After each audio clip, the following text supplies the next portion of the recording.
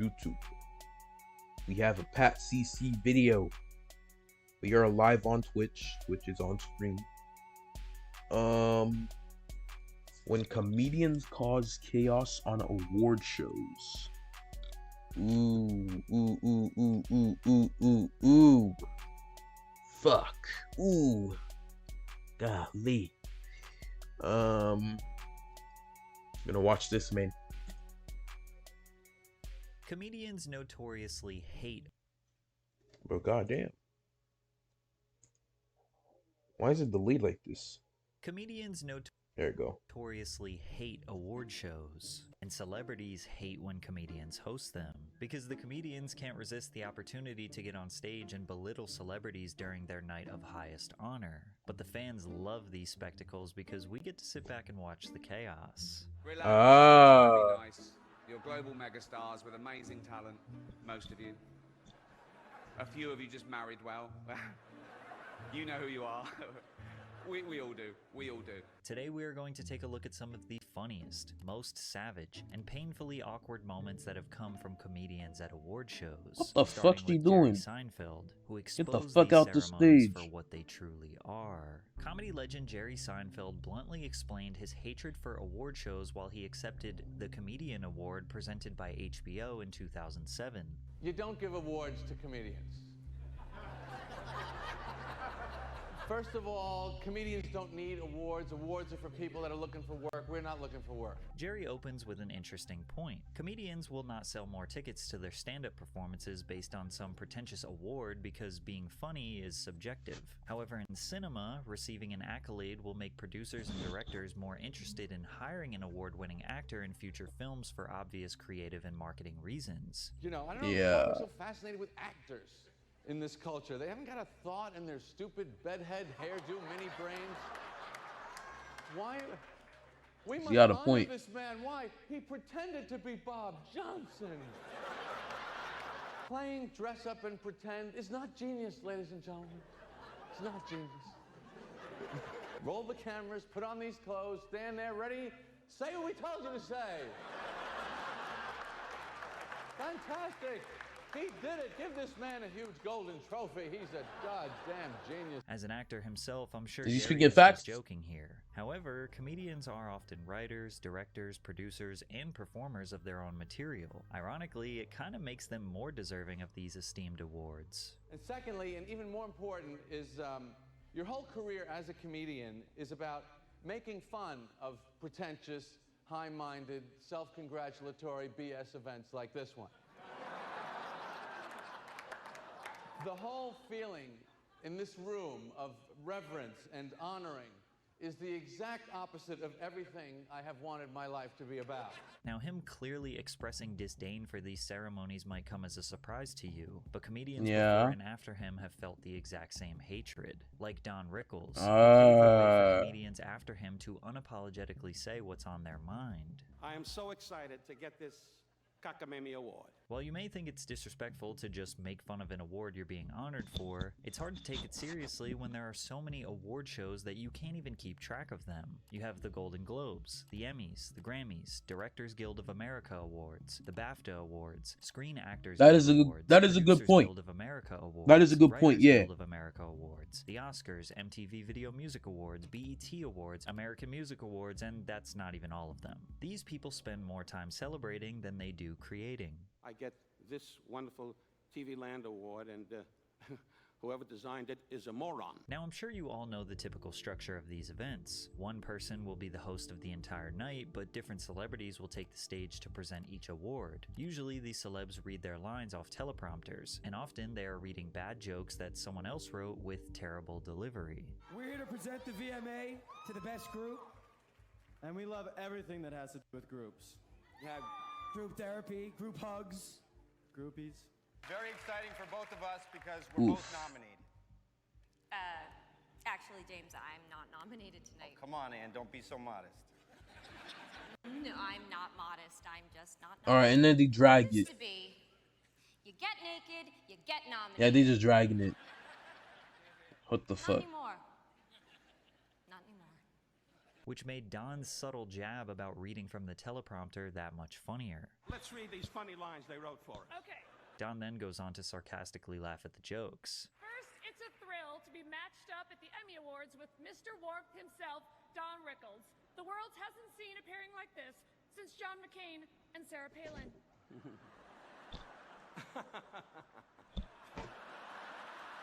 It's the deep layers of irony that make Don's delivery so good. These celebrities know award shows are pompous. They also know Don isn't afraid to call them out on their bullshit. Yet even before he can get the jokes out, they already laugh and applaud the comic legend. But don't you dare try to interrupt one of his punchlines. Oh, Julia Roberts, you live next to me at the beach. You know that. Thanks for all the visits. Anyway, I'm living about 2 blocks from you. The broad never shows up. Come by and say hello. Closer than 2 blocks. You have no lines, Julia. Just nod. Anyway, And even if the entire ceremony is dedicated to one person, like when Martin Scorsese received a tribute for the AFI Life Achievement Award, Don Rickles will humble them. Marty, you are the most annoying director I ever had in my life. Keeping it real. He's the kind of guy in prison was the squealer all the time. At least he's keeping it real, bro. Let's do it again, Marty. When we see all the films you did, none of them were great. But if you feel bad for Martin, right, man. don't worry. Clint Eastwood got the same treatment the previous year. Clint, I say it, nobody else has said it, and I say it from my heart. Clint You're a Eastwood. lousy actor. This is why you can never Wow. get too comfortable at these gatherings. Like when David Mann was presenting at the Neighborhood Awards and Lavelle Crawford caught a stray fat joke. Anybody got some chicken, an extra piece of chicken? David Mann. Hell, I know you got What? Take your jacket off and cover that side of the audience. Oh, that's Huel from Breaking I Bad. agree that the best moments come from the host directly sniping one of the members of the audience. It's a big year for Jack. He also got in a hot tub with Kathy Bates. But hey, who hasn't? One of the most savage roasts came from Amy Poehler at the 2013 Golden Globes. She introduced director Catherine Bigelow, who was previously married to famous director James Cameron. Catherine James was nominated Cameron! for Best Director for the film Zero Dark 30, which received a ton of criticism Terminator for and the glorifying Avatar CIA guy. torture in the film. Haven't really been following the controversy over Zero Dark That's 30, crazy. but when it comes to torture, I trust the lady who spent 3 years married to James Cameron. That's crazy.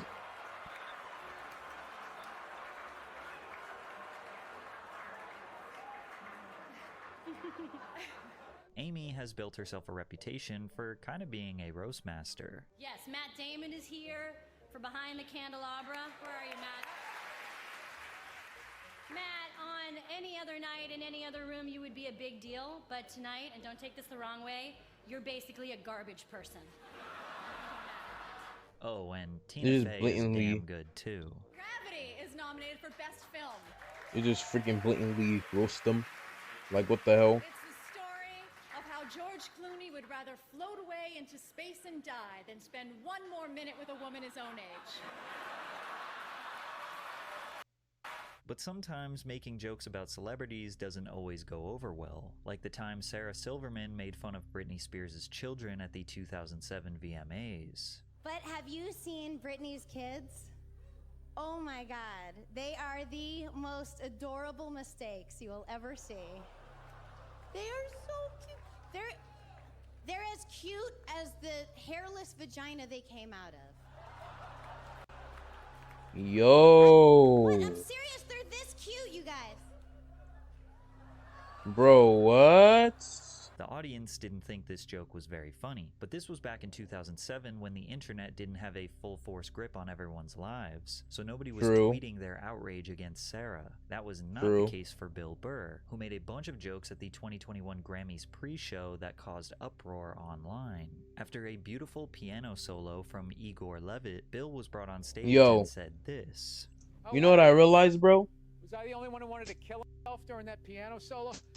Critics exploded. Can I pause the online, video? scolding Bill for making such a distasteful joke during. There we go. What I wanted to say is that Bill Burr always like fucking do some crazy shit, bro. Like he always says something fucking nuts, bro. To the point where everybody just acts like an outrage, bro. Like always. Literally, man, it's crazy. He's one of a kind. Bill Burr is one of a kind, indeed. During a night of honor and praise. And that's Little facts. did critics know it was only going to get worse. Bill immediately followed up by making fun of the Grammys pre-show as he thought he was going to be hosting the actual Grammys, only for him to show up to an empty Hollywood set presenting awards to a handful of producers and a few thousand people watching on the internet. I bought a suit for this. I thought I was going to be on TV. I'm such a moron. I am losing so much money right now. For some reason, they had Bill, a white man from Boston with absolutely no musical talent or knowledge, present all of the Latin Music Awards and nominees. All right. Hey, how many feminists are like That's going nuts? interesting. Why is this cis white male doing all this Latino stuff? And he unsurprisingly butchered just about every name. I can't say this name. Natalie what? All right. And the winner, the Grammy goes to Natalia Lafourcade. And the Grammy goes to Gustavo Dudamel, conducting the Los Angeles Philharmonic. I will be accepting the Grammy on behalf of Gustavo Dudamel. Congratulations. Crush that one. And the Grammy goes to Frederick Ballantyne, Angel Blue, Dead Sea Graves. Because of people's outrage, some comedians don't think it's worth it to host anymore, like Kevin Hart, who decided to drop out of hosting the Academy Awards after he was attacked on Twitter for his unsavory humor. Kevin Hart was announced to be the host of the 2019 I don't know, Oscars, bro. and I don't know. immediately Twitter erupted, where detractors posted a series of old homophobic tweets. Nearly all of them were just really bad jokes that seem relatively. Is it gay if you fight a guy with long hair? When you start losing, you grab a handful of it. Wait, what? If it's gay, is it gay if you fight a guy with long hair and when you start losing, you grab a handful of it? How is that? Interesting. How can you tell if Pitbull is gay? My dog just farted and it sounded like he whistled. Bro, what? What are these jokes? LMAO, at all women asking me where the pic is. I'm not passing along a pic of a naked man. That would make me gay by association. Nigga, huh? I just saw the biggest gay guy ever. This nigga looked like Hogan with heels on. I can't lie, I got scared. Hope y'all didn't hear that.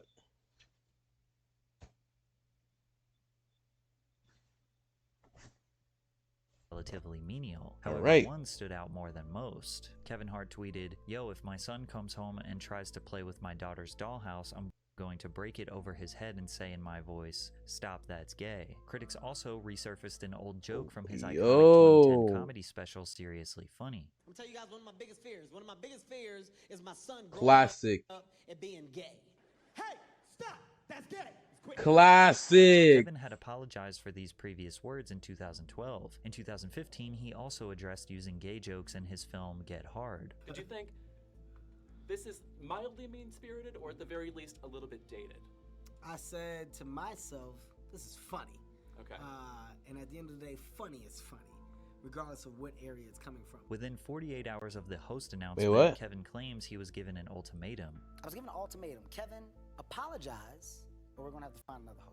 So he ultimately decided to step down. Nah, Kevin Hart a did goat, not bruh. host the Oscars and said recently in 2024 that he would never consider it ever again. Those gigs aren't good gigs for comics. It's no shot to the Oscars, no shot to the Globes or anything else. Those just aren't comedy-friendly environments anymore. Many people like Kevin believe that comedy is under a microscope these days, but it isn't even just everyday people online that get offended. Sometimes it's the A-list stars who, even though they are in the entertainment industry themselves, get offended. Like I've noticed that Tom Hanks always has a sour look on his face. Anyone in the audience not laughing is terrified of being next. One A-lister who did not like being the butt of the joke was Jada Pinkett Smith. Oh And her husband's my reaction stamped one of the god. craziest award show moments of all time. Oh During the 2022 my Oscars, Chris god. Rock was presenting the award for Best Documentary Feature. Naturally, he opened with some jokes. You know who's got the hardest job tonight?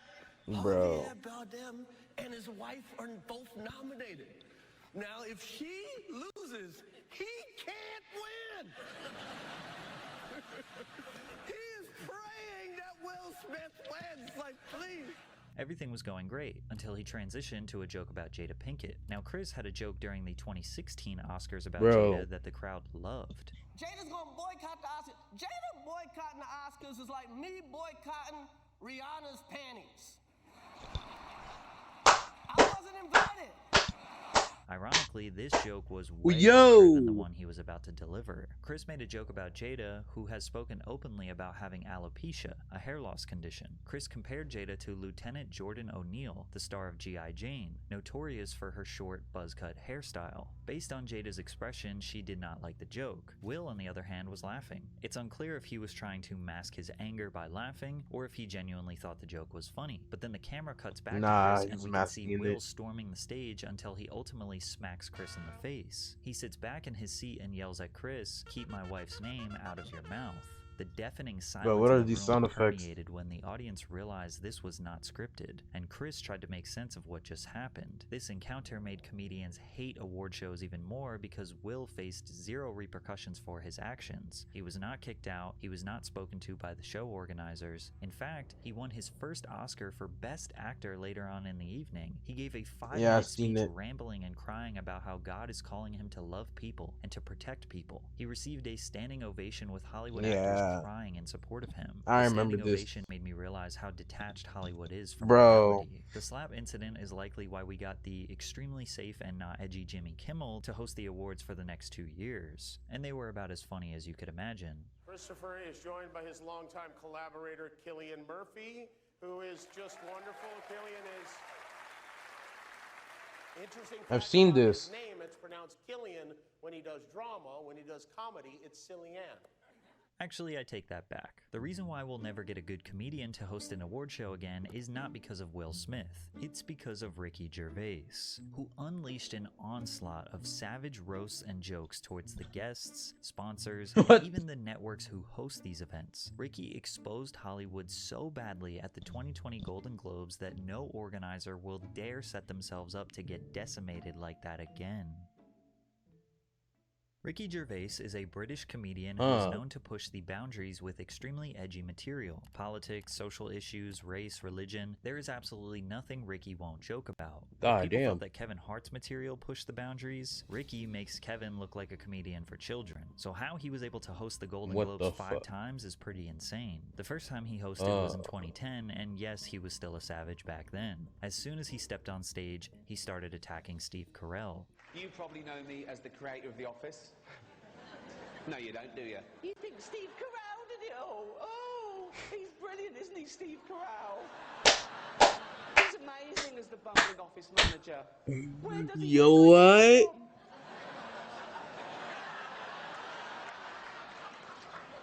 Let's pray. If you don't know, Ricky Gervais created a British comedy show called The Office in 2001, 4 years before the American version. Ricky's show only lasted 1 season, but is filmed the exact same way. No music, long awkward pauses, deadpan humor, semi-realistic but also extremely unrelatable chaos. So this was The Office before The Office. Huh. In the work environment. The premise of the show is the exact same, and only diehard fans of the American version would argue how it's different. Ricky, like the savage he is, goes on to promote his version of the show, as well as roasting the network hosting the event. Or if you think that particular version of the show has jumped the shark a little bit, then watch the original. Fridays on Adult Swim. Or get the box set, that's still available. So, go and get that. I will be making the most of this opportunity. I'm not used to these sort of viewing figures. Let's face it, nor is NBC. So...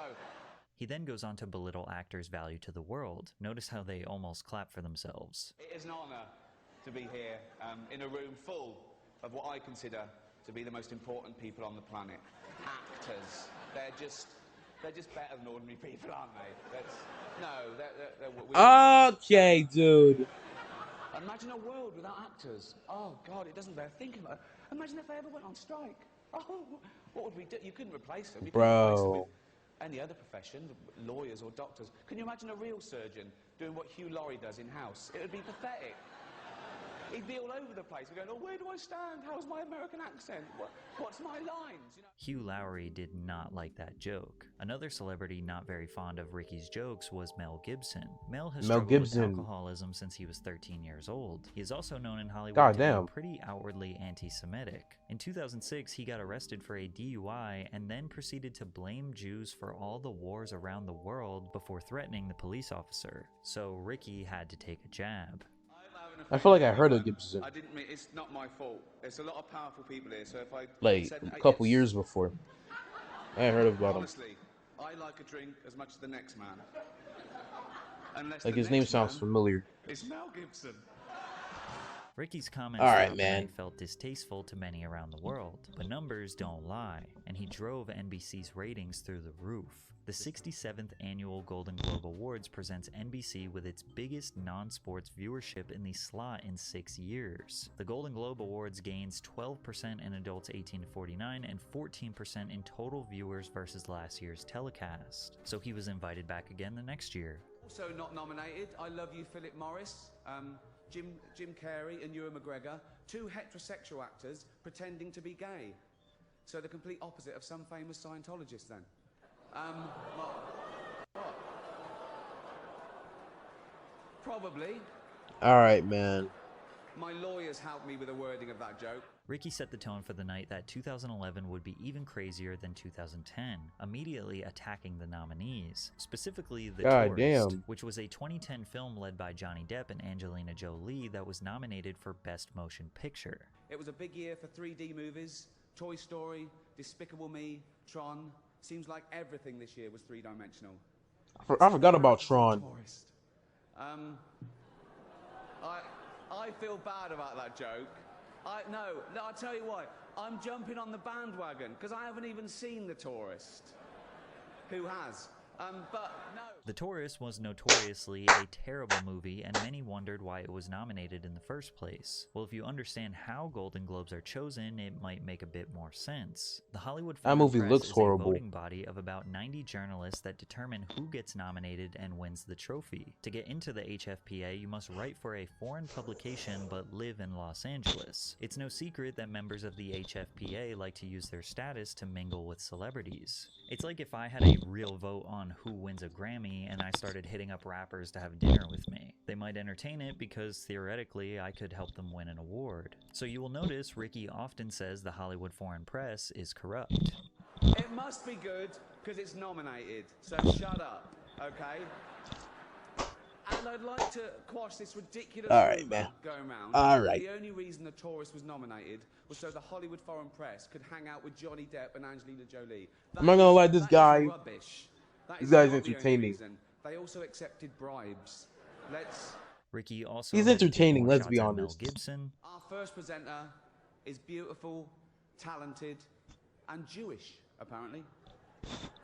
Mel Gibson told me that. He's obsessed. And of course he had to dig into Steve Carell some more. He was a job actor. Career not going that well, if I'm being totally honest. Who got his big break when I cast him in a remake of a show that I created called The Office. He's now leaving that show and killing a cash cow for both of us. Please welcome the wonderful Tina Fey and the ungrateful Steve Carell! Yo, you can hear the pain in his voice. What the? It's important to know that Ricky doesn't actually have hard feelings for Steve. They are both in on the joke and love to play up the bit. It's funny, he always makes fun of me, always. And he's also, you know, in a personal way, been very, very sweet to me. Like, before one of these award shows, he pulled me aside and said, hey, I've got a few things that I wanted to go after you with. Is that okay? And I'm like, of course. So he's There is a side. Nah, there's this a nah, gentler he's side a to him that legend. people don't necessarily see. He's such a lovely man, though. But he thinks you're sweet because, just to clarify, you go up to him before an award ceremony and say, I'm going to call you a prick in a minute, just to warn you. But if I told him what I was going to say, you know, if I had access to them, I'd warn everyone. Some people just don't like the idea of a person being the butt of someone's joke, so they definitely wouldn't like this stray that Sandra Bullock caught at the end of the night. The next presenter. Oh, that's the Bird is Box a national girl. treasure, Miss Congeniality herself. This down-to-earth girl next door first stole our hearts as a bus driver and then as a railway fare collector. Now, of course, she wouldn't be seen dead on public transport, because as she just said to me backstage, poor people are gross and they smell bad. Please welcome Sandra Bullock. Surely, after these attacks, he wouldn't be brought back to host the 2012 awards. Surely. The Hollywood Foreign Press did not want him back, with one member stating, "My worry was that Surely. he was insulting, and when I invite someone to my house, they don't insult me. But this is show business. I guess I'm old-fashioned." But NBC was strongly in favor of Gervais returning because the ratings were just as good as they were last year, with 17 million live viewers for the entire show. So they decided to bring him back for a third year, and he was as unhinged as ever, opening with lines that proved he could care less about this special evening. Tonight, you get Britain's biggest comedian hosting the world's second biggest award show on America's third biggest network. All right. It's fourth. It's fourth. For any of you who don't know, the Golden Globes are just like the Oscars, but without all that esteem. The first presenter he brought up was Johnny Depp, and he called back to his previous joke last year about his movie, The Tourist. Have you... Ready? I guess so. Have you seen The Tourist yet?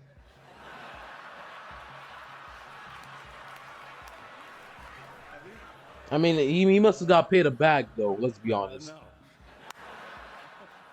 The lead actor of a movie that was nominated for a Golden Globe, admitting that he didn't even watch his own movie the following year, says just about everything you need to know about the value of these awards. Celebrities, like Elton John, have had enough of Ricky's nonsense. Even Ricky wrote on his blog after the event, "I've told my agent to never let me be persuaded to do it again, but then 2016 came around and Gervais was made an offer he couldn't refuse." He tweeted, "I'm making a list, I'm checking it twice, gonna find out who's naughty and nice. Hashtag Golden Globes." Ricky genuinely believed It he would never rhymes. be back, so he made the 2016 Golden Globes his most diabolical performance ever.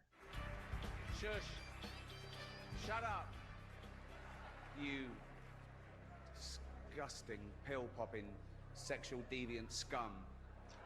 I want to do this monologue and then go into hiding. Ricky kept reassuring everyone in the crowd he would be nice this evening. He was lying. I am going to be nice tonight, and I'll tell you why. Yo! The Hollywood Foreign Press just told me This nigga's if I say it's unhinged. offensive or crass or resort to innuendo, he is going to come out here and personally pull me off. So that's an offer I couldn't refuse. Yes, that is the level. An old man pulling me off. And then again insinuated that this award show is corrupt. One Hollywood publication said that me hosting would mean that some film stars would stay away for fear of being made fun of. As if film stars would stay away from the chance of winning a Golden Globe, particularly if their film company has already paid for it. Everyone is clapping and laughing because they know it's true. Ricky continued to just minimize and bash the award show every which way he could. All female remakes are the big thing. There's a female remake of Ghostbusters. There's going to be a female remake of Ocean's 11. And this is brilliant for the studios because they get guaranteed box office results and they don't have to spend too much money on the cast. So... Shut up, I don't care. If you do win tonight, remember that no one cares about that award as much as you do, okay? I'm not gonna lie. I'm gonna say the female Ghostbusters was fucking trash. But it is a classic. Don't get emotional. The one in the It's 80s is better. embarrassing, okay? That award is, no offense, worthless. It's a bit of metal that some nice old confused journalists wanted to give you in person so they could meet you and have a selfie with you. Honestly, there is nothing more I can say to add to this. I mean, he's not wrong. Eva Longoria and He's not America wrong, bro. Ferrera aren't just beautiful, talented actresses. They're also two people who your future president, Donald Trump, can't wait to deport. But I'm sure you can tell the energy of this show feels different than previous years. The first 3 shows he hosted, he was more playful, often chuckling to himself devilishly. But this show, he seems more fed up and actually just trying to be blunt. Oh, this show is way too long, isn't it? It's way too... This could be half an hour. Okay, let's get through it. Right. Unbelievable. Some people still think this award means something. The winners, just listen to me. Listen, it doesn't just... Right. When Brad and Angelina see our next 2 adorable little presenters, they're going to want to adopt them. Please welcome Kevin Hart and Ken Jeong. And for some reason, the producers decided it would be a good idea for Ricky to introduce Mel Gibson, who he had previously attacked multiple times, and this time would be no different. Listen, I'm sure it's embarrassing for both of us, okay? And I blame NBC for this terrible situation. Mel blames... We know who Mel blames. Oh, wow. Mel's forgotten all about it, apparently. That's what drinking does. No. I want to say something nice about Mel before he comes out. Oh yeah, okay, here you go. I'd rather have a drink with him in his hotel room tonight than with Bill Cosby. All right. Mel Gibson.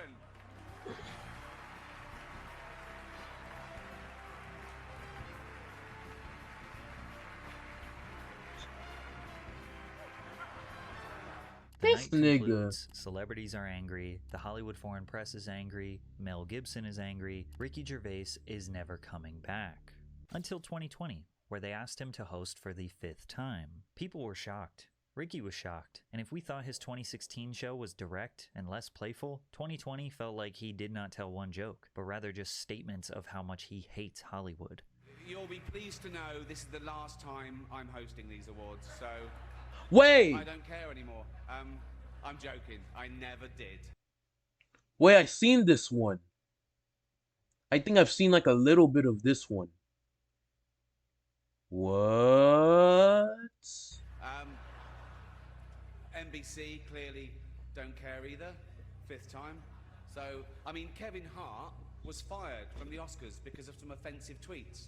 Hello? Lucky for me, the Hollywood foreign press can barely speak English. He immediately set the stage that he would go out with a bang, Yeah, I've seen that. and timbers were shivered. People from every background, but they all have one thing in common. They're all terrified of Ronan Farrow. He's coming for you. He's coming for you. Look, talking of all you perverts, it was a big year. It was a big year for paedophile movies. Surviving R. Kelly, Leaving Neverland, 2 Popes. Shut up. Shut up. I don't care. I don't care. Ronan Farrow is the son of Woody Allen, who became a journalist and led the charge in exposing Harvey Weinstein for his decades of sex crimes inside the film industry. Spoiler alert, season 2 is on the way, so in the end, he obviously didn't kill himself. Just like Jeffrey Epstein. Shut up. I know he's your friend, but I don't care. You had to make your own your own plane, didn't you? Bro. Tom Hanks didn't like that one. Many talented people of colour were snubbed in major categories. Unfortunately, there's nothing we can do about that. The Hollywood foreign press are all very, very racist. So it baffles me how most of Ricky's harshest roasts since 2010 were towards the organizers of the event, and they still hired him 5 times. But the ending of his monologue was not a joke. So, if you do win an award tonight, don't use it as a platform to make a political speech, right? You're in no position to lecture the public about anything. You know nothing about the real world. Most of you spent less time in school than Greta Thunberg. So, if you win, right, come up, accept your little award, thank your agent and your God, and f*** off, okay? His wit and his charm we saw in previous years was no longer present. He had used it all up. Our next presenter No, stars that's in crazy. Netflix's Bird Box, a movie where people survive by acting like they don't see a thing. Sort of like working for Harvey Weinstein. You did it. I didn't. You did it. Shut the fuck up.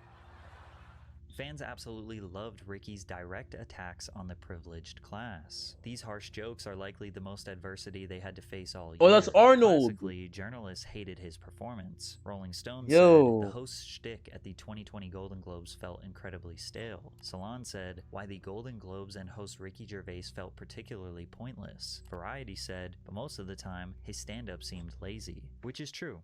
It was kind of lazy, because it didn't seem like he was joking. But hey, if these celebrities are going to congratulate themselves over a dozen times per year with superficial awards and trophies, then they need a comedian to humble them. But I think we can all agree that the real winners of these events are the fans, who get to laugh and reminisce on the comedic chaos that ensued at the expense of multimillionaires. Shit.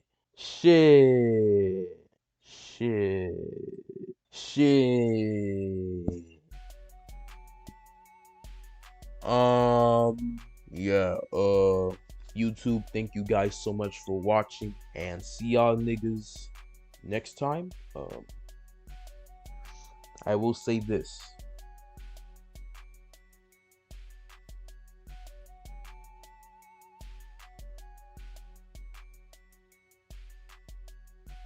Like and subscribe. Peace out, niggas.